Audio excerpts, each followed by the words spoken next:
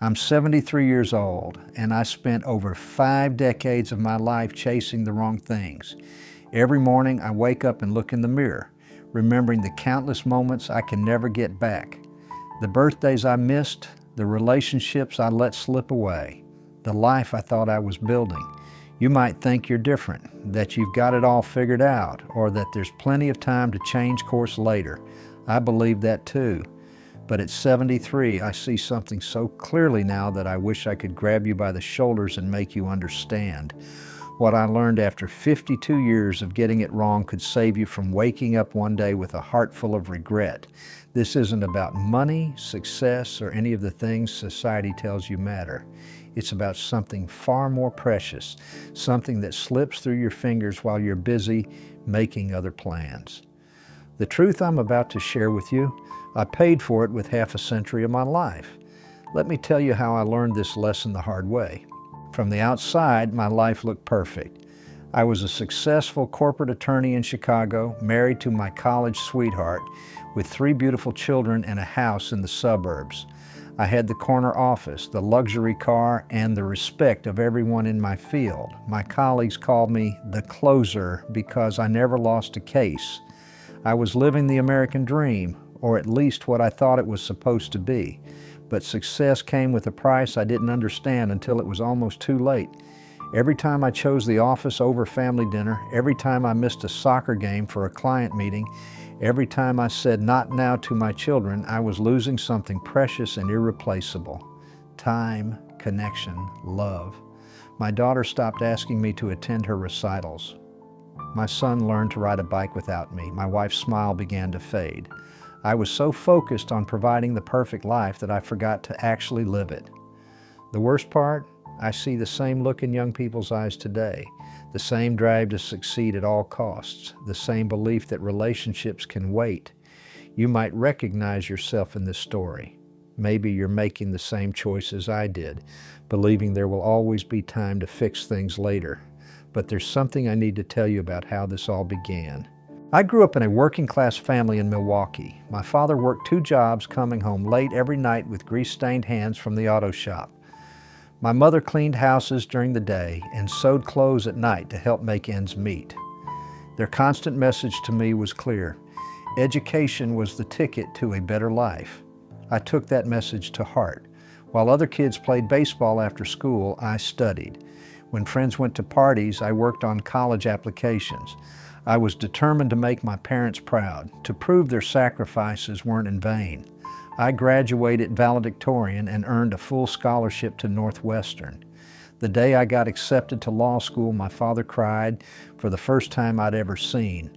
Sarah and I married right after college. She believed in me, supported my dreams, and understood the long hours I needed to put in. When our first child came along, she handled everything at home so I could focus on building my career. Each promotion felt like validation. Each success confirmed I was on the right path. I played every role perfectly on paper. Devoted husband, providing father, respected attorney, pillar of the community. I served on charity boards, coached my son's Little League team when I could make it, and never missed a mortgage payment. I thought I was writing a success story my children would tell their own kids someday. But success is a demanding mistress. The more I achieved, the more I felt compelled to prove myself. Looking back now, I can see exactly where things started to unravel. It was my daughter Emma's 16th birthday when everything started to crack. I'd promised to be there, even blocked off the entire evening in my calendar. But that morning, a major client called with an emergency, the kind of crisis that could make or break careers. I told myself it would only take a few hours. I can still hear Emma's voice when I called home that evening. "It's fine, Dad. We already cut the cake." The resignation in her tone felt like a knife to my heart. She'd stopped expecting me to show up years ago. That night I found the handmade card she'd created on my desk the next morning. Inside she'd written, "I saved you a piece of cake. Love always, your Emma." The cake sat in the fridge for a week until Sarah threw it away. That was just one moment in a pattern that had become my life. I missed my son Michael's starring role in the school play because of a deposition. I was on my phone during my youngest's first steps. Sarah and I stopped having real conversations, replacing them with quick updates about schedules and logistics. The worst part wasn't the big moments I missed, but the thousands of small ones. The bedtime stories never read, the scraped knees I didn't bandage, the questions I never answered. I told myself I was doing it all for them, building a legacy, securing their future. But while I was winning in the courtroom, I was losing the only case that really mattered. My children grew up with a father who was physically present but emotionally absent. They learned to stop asking for my attention because they knew work would always come first. Sarah's eyes lost their spark, and our marriage became a well-choreographed routine of parallel lives. Looking back now, I realize I wasn't just losing time with my family. I was losing myself, piece by piece, day by day. But it took something much more devastating to finally wake me up. The wake-up call came on a Tuesday morning. I was preparing for a major court appearance when my secretary rushed in. Sarah had collapsed at home. By the time I reached the hospital, the doctor's words hit me like a physical blow. Stress-induced heart attack. She was only 52. Sitting in that sterile hospital room, watching my wife's chest rise and fall with each breath, I noticed something that shattered me. On her bedside table was a small notebook. Inside, in her beautiful handwriting, were all the things she'd wanted to tell me over the years, but couldn't because I was always too busy. Dreams she'd given up, places she'd wanted us to visit together. Simple wishes like having breakfast as a family or taking evening walks. The last entry was from just days before. Sometimes I wonder if he knows I'm still here. I broke down right there, holding that notebook, realizing I had spent decades building a life I thought we wanted, while systematically destroying the life we actually needed. The promotions, the accolades, the wealth, none of it meant anything in that moment. I would have traded every victory, every dollar, every achievement just to erase the pain I'd caused. Sarah recovered, thank God, but that day changed everything. I saw with devastating clarity how I'd been measuring success by all the wrong metrics. I hadn't just been busy. I'd been busy throwing away the only things that truly matter in life. That's when I finally understood the truth that had been staring me in the face for 52 years. The truth I need to share with you now. Right now, you might be sitting at your desk, scrolling through this video during a quick break. Maybe you're in your 20s, just starting your career, convinced you need to prove yourself. Or in your 30s, juggling young children and endless responsibilities. Perhaps you're in your 40s, finally hitting your stride professionally, telling yourself the sacrifices are worth it. I see you, I was you, and I need you to understand something. Every time you say, I'll spend more time with them next week, or once I get this promotion, or after this project is done, you're making the same mistake I did. You're betting on a future that's not guaranteed. You think you're different, that you can balance it all better, work smarter, find time later. But time isn't something you find, it's something you choose to spend.